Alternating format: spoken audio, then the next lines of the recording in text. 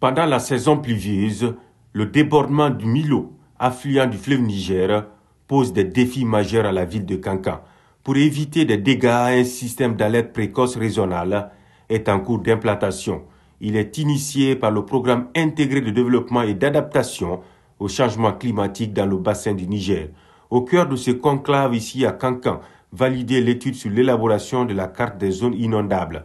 Ensemble, les acteurs vont définir des actus d'exploitation du nouvel outil pour tourner la page des inondations.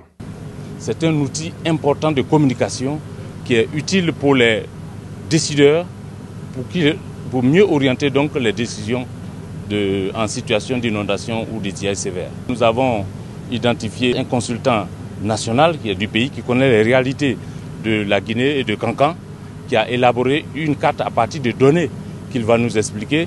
Notre rôle aujourd'hui, c'est d'améliorer cette carte, c'est de voir si la carte représente la réalité sur le terrain pour que l'information qui va être donnée aux décideurs soit une bonne information. L'objectif, c'est d'éviter, donc à travers la carte et la participation de tout un chacun à la prise de conscience des habitants, vraiment on peut aboutir à cet objectif. Déjà sur le terrain, à Kankan, des zones à risque d'inondation sont identifiées. Des efforts à mutualiser pour valider la carte des zones inondables et clarifier le rôle des principaux acteurs et usagers dans le système d'alerte précoce.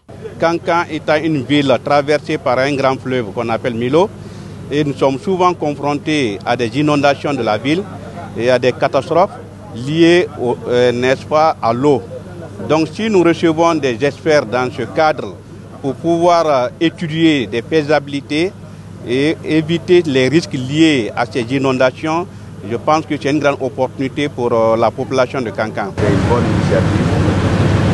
Cela, j'espère bien, et les mesures qui doivent être, tout est mis dans cette carte qu'on est en train de vulgariser. Concernant les cas d'inondation, ça sera atténué si ça sera mis en œuvre. La Banque africaine de développement soutient le programme pour établir un système d'alerte précoce régional plus performant.